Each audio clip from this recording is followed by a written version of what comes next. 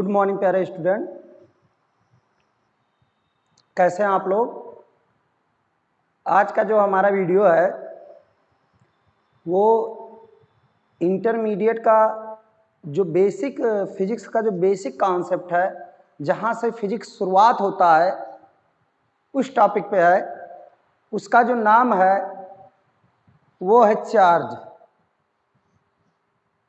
आवेश।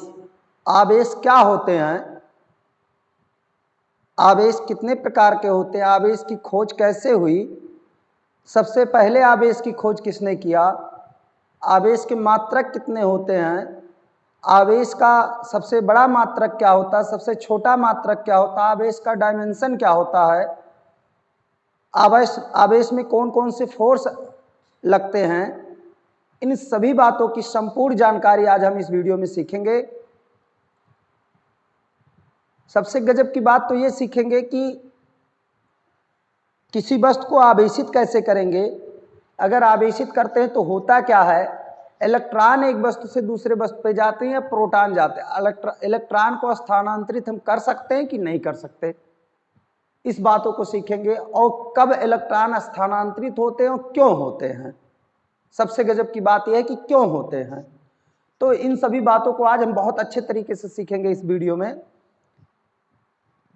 अपना टॉपिक शुरू करने से पहले आप लोगों से रिक्वेस्ट है कि आप लोग अगर इस चैनल पे नए हैं तो इस चैनल को सब्सक्राइब कीजिए, शेयर कीजिए, लाइक कीजिए अगर आपको पसंद आएगा वीडियो। तो चलिए मैं अपना टॉपिक स्टार्ट करता हूं। सबसे पहले हम जानेंगे कि आवेश होते क्या हैं। तो इसके पहले आप लोग कहीं ना कहीं दो शब्दों का नाम सुने होंगे, जो एक वैद्युत शब्द है और एक चुंबक शब्द है। अब आप लोग के दिमाग में ये होगा कि जो वैद्युत शब्द है वो आवेश से ही मिलकर बना है, तो आवेश को जाने बिना हम कैसे जानेंगे कि ये वैद्युत है। सही है, क्वेश्चन आपका एकदम सही है। दूसरी बात, चुंबक जो है, चुंबक से तो सभी लोग वाकिफ हैं। हम लोग बचपन में खेला करते थे, लोहे के टुकड़े को चिपकाते थे, एक दूसरे से खेलते थे, तो वो सब सारी चीजें तो चुंबक से आप बिल्कुल वाकिफ हैं। लेकिन जो ये आवेश होते हैं,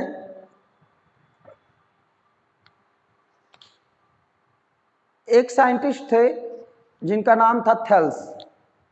थेल्स ने क्या किया, कुछ पदार्थों को लिए और कुछ रोएदार पदार्थ, कुछ अचालक पदार्थों से एक दूसरे से फ्रिक्शन कराए, रगड़े एक दूसरे में, तो देखे कि वो जो आवेश पदार्थों को रगड़ा जाता है, जिससे हम अपने पेन को बाल से रगड़ते हैं तो पता चलता है छोटे छोटे कागज के टुकड़ों को आकर्षित करने लगता है।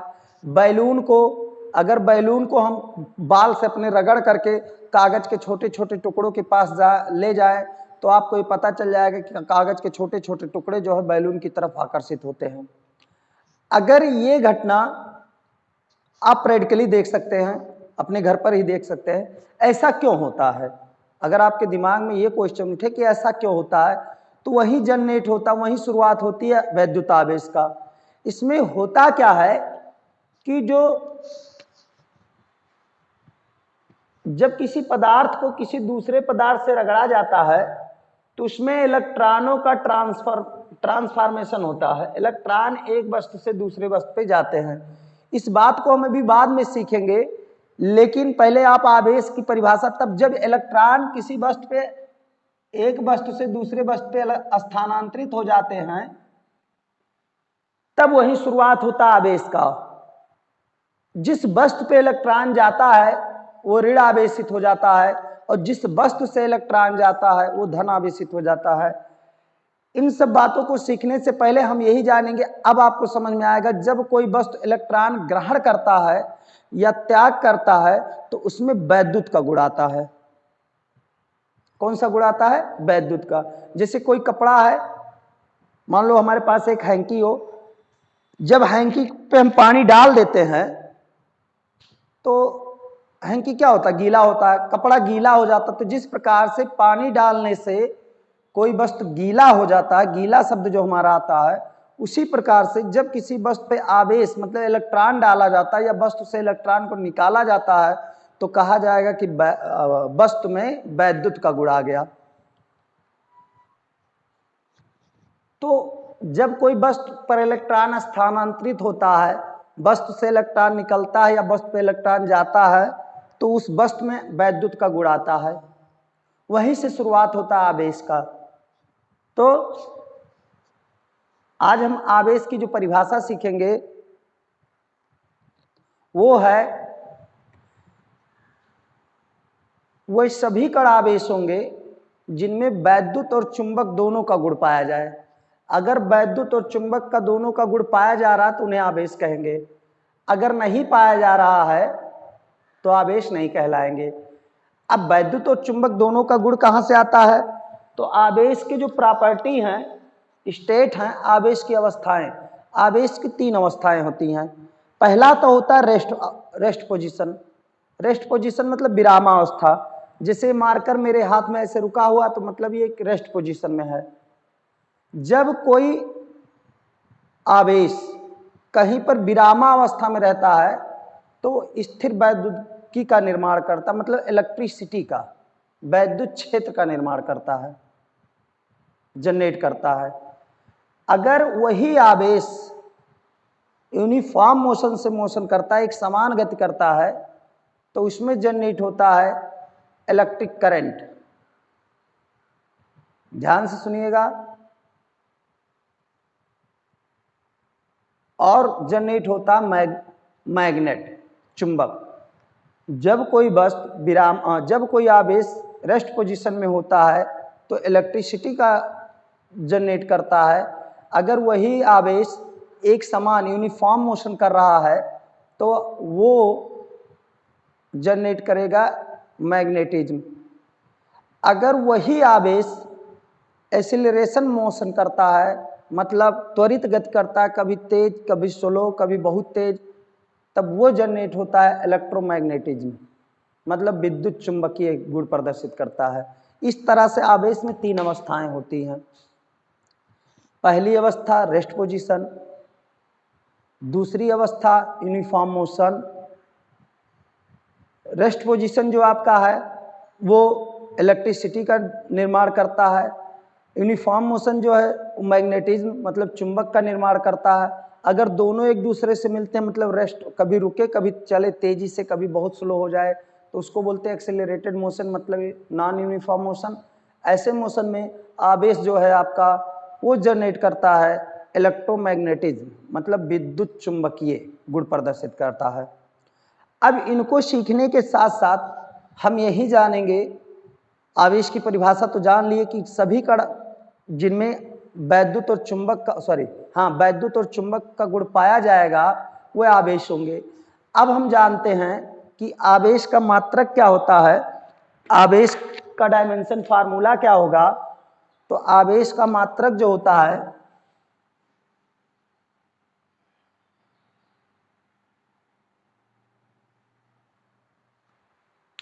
आवेश का मात्रक होगा कूलाम। आवेश का मात्रक कूलाम या एम्पियर सेकंड होता है। उसके बाद में डायमेंशन फार्मूला जो आवेश का होगा वो AT होता है, एम्पियर सेकंड। हम आपको बहुत पहले बताए थे, डायमेंशन का मेरा एक वीडियो बना हुआ है, उसमें आप जाएंगे तो देखेंगे कि उसमें मात्रक फार्मूले से ही आपको डायमेंशन फार्मूला और यूनिट फाइंड करने के लिए बताया गया है। जैसे आवेश का फार्मूला हम लोग इलेक्ट्रिक करंट से पढ़ेंगे, I बराबर Q/T होता है, मतलब वैद्युत धारा बराबर आवेश, प्रवाह की दर को धारा कहते हैं, तो आवेश बटा समय, तो हमें आवेश चाहिए तो क्रॉस मल्टीप्लाई करेंगे तो ये हो जाएगा IT बराबर Q, तो Q बराबर IT, I हो गया एम्पियर, वैद्युत धारा का मात्रक हो गया एम्पियर, और T टाइम है तो टाइम का मात्रक हो गया सेकंड। अब एम्पियर का डायमेंशन होता है कैपिटल A और सेकंड का होता है कैपिटल T, अर्थात Q का जो डायमेंशन हो गया आवेश का डायमेंशन फार्मूला हो गया AT। तो इस तरह से हम आराम से निकाल सकते हैं कि इसका डायमेंशन फार्मूला क्या है। हमने सीखा आवेश किसे कहते हैं, आवेश का मात्रक क्या होता है, एम्पियर सेकंड या कूलाम होता है। उसके बाद में ये भी जान लिए डायमेंशन फार्मूला क्या होता है। ये जानते हैं कि आवेश की सबसे पहले खोज किसने किया, तो आवेश की सबसे पहले खोज जो करने वाले साइंटिस्ट का नाम वो थेल्स थे। आवेश में जो वैद्युत शब्द आया वो एम्बर का हिंदी में अनुवाद है, एम्बर शब्द होता है जो ग्रीक भाषा से लिया गया है। तो इस तरह से, और वैद्युत का इलेक्ट्रिसिटी होता है एक तरह से। तो कई चीजें होती हैं, लेकिन जो हमको जनरल जानना ही है तो वही हम पढ़ेंगे। तो यहाँ जो है इतनी बातें हमको पता चल गई। आगे हम लोग सीखते हैं आवेश कितने प्रकार के होते हैं।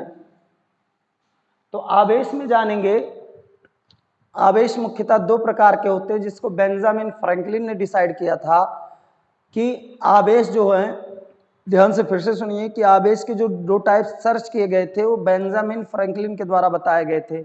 उन्होंने ही बताया कि आवेश दो टाइप के होते हैं। पहला जो होता है वो धन आवेश, पॉजिटिव चार्ज।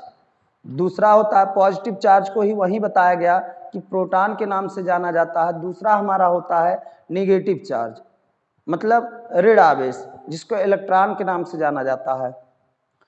आवेश दो टाइप्स के होते हैं, पहला धन आवेश, दूसरा ऋण आवेश। अब इनके बीच में फोर्स कैसा लगता है ये बात जानना जरूरी है। तो आवेशों के बीच में फोर्स जो लगता है जिसे मैग्नेट होता है। अगर आप देखे होंगे कि चुंबक के दो सिरे ऐसे होते कि अगर उनको पास लाया जाए तो एक दूसरे को दूर ढकेलते हैं ऐसे। जब चुंबक ऐसे एक दूसरे के पास आते हैं तो उन्हें क्या किया जाता है, ऐसे वो दूर ढकेलते हैं, मतलब वो दूर जाते हैं, जैसा कि आपको यहाँ वीडियो में दिखाया गया है।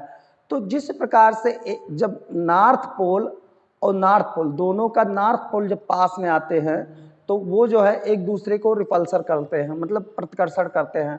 और दोनों का साउथ पोल जब एक दूसरे के पास आता है तब भी एक दूसरे को प्रतिकर्षित करते हैं। यही देखते हैं कि जब दोनों का अपोजिट पोल एक दूसरे के साथ में आते हैं, मतलब एक का नॉर्थ हो दूसरे का साउथ हो, और जब दोनों चुंबक एक दूसरे के करीब आते हैं तो एक दूसरे को आकर्षित करते हैं। फिर ये चीजें हमको दिखाई दी, मतलब जो समान पोल होते हैं तो एक दूसरे से दूर जाते हैं, अगर विपरीत पोल होते तो एक दूसरे के पास आते हैं। तो इस तरह से चुंबक में दो प्रकार के बल कार्य करने लगे। जब दूर जाते हैं तो उसे प्रतिकर्षण बल कहा जाता है, और जब पास आते हैं तो उसे आकर्षण बल कहा जाता है। जिस प्रकार से चुंबक में दो बल कार्य करते हैं, सेम उसी प्रकार से आपके आवेशों के बीच बल कार्य करते हैं। आवेशों के बीच जो बल लगता है, पहला होता है आकर्षण बल। आकर्षण बल में क्या होगा, अपोजिट चार्ज रहेंगे, विपरीत चार्ज। एक धन आवेश रहेगा तो दूसरा ऋण आवेश रहेगा। अगर ऐसा है तो दोनों एक दूसरे के पास आएंगे, अट्रैक्ट होंगे। यहीं अगर दोनों विपरीत हैं, समान है, एक धन है दूसरा भी धन आवेश है, या एक ऋण है दूसरा ऋण आवेश है, तो दोनों एक दूसरे से दूर जाएंगे। तो ये क्रिया होगी प्रतिकर्षण बल। मतलब समान आवेश तो प्रतिकर्षण बल, विपरीत आवेश तो आकर्षण बल। इस तरह से हम जानेंगे। हमको पता चल गया कि आवेशों के बीच बल कितना लगता है। अब अगले वीडियो में हम लोग सीखेंगे कि जो आवेश होते हैं, इनके जो परिमाण होते हैं, इनके बीच जो फोर्स लगता है उसका मैग्नीट्यूड कैसे हम फाइंड करेंगे। उनका परिमाण फाइंड करने के लिए कोई हमारे पास फार्मूला है कि नहीं है, अगर है तो उसको किसने दिया, वो कैसा फार्मूला है, उसको कैसे हम न्यूमेरिकल प्रॉब्लम में सॉल्व कर सकते हैं, इस तरह से हम देखेंगे। आगे हम लोग जानते हैं कि जो आवेश के बीच आकर्षण और प्रतिकर्षण बल लगता है वो किसके कारण होता है, रियल में क्यों होता है। तो आवेशों के बीच प्रतिकर्षण और आकर्षण बल जो होता है, ये होता बाबू कि जो इलेक्ट्रिक लाइन होते हैं, मतलब वैद्युत बल रेखाएं। तो इलेक्ट्रिक लाइन जो होती है तो उनमें एक प्रॉपर्टी होती है, दो प्रॉपर्टियां होती है वैद्युत बल रेखाओं में। पहला होता है ये रबड़ की तरह, जैसे रबड़ कोई खींचो तो एक दूसरे, मतलब वो रबड़ खींचने पर वो एक सिकुड़ने का प्रयास करते हैं, इसे पास आने का प्रयास करेंगे। रबड़ जो होता है इसे खींच लो, खींचने के बाद देखोगे वो इससे पास आने का प्रयास करेंगी। तो जिस प्रकार से रबड़ में खिंचाव होता है उसी प्रकार से वैद्युत बल रेखाओं में खिंचाव होता है। जो अपोजिट चार्ज होते तो एक दूसरे के पास आने का प्रयास करते हैं, जिसके कारण क्या होता है कि ये दो अपोजिट जो आवेश होते हैं प्लस और माइनस एक दूसरे के पास आते हैं, अर्थात इसी के कारण अट्रैक्शन फोर्स होता है। दूसरी बात होता है रिपल्सन फोर्स कैसे क्यों होता है। तो इन्हीं वैद्युत बल रेखाओं का दूसरा प्रॉपर्टी होता है जिसका नाम है कि वैद्युत बल रेखाएं एक दूसरे को दूर ढकेलती हैं, लंबवत ऐसे परपेंडिकुलर विक्षेपित करेंगी, जिसके कारण इनमें प्रतिकर्षण बल होता है। ये सब सारी चीज़ें सीखने के बाद अगला वीडियो हमारा यही रहेगा कि आवेश के छोटे मात्रक क्या होते हैं, सबसे बड़ा मात्रक क्या होता है, मात्रक को कैसे हम चेंज करेंगे, एक छोटे मात्रक को बड़े मात्रक में कैसे ले जाएंगे, आवेश पर जो बल लगता है उनके बीच का फार्मूला क्या है, किसने दिया, वो है क्या, उसको हम कैसे डेरिवेट करेंगे। इन सब बातों की जानकारी हम लोग अगले वीडियो में नेक्स्ट पार्ट में सीखते हैं। तब तक के लिए धन्यवाद। आप लोग खुश रहिए, आपका दिन अच्छा हो।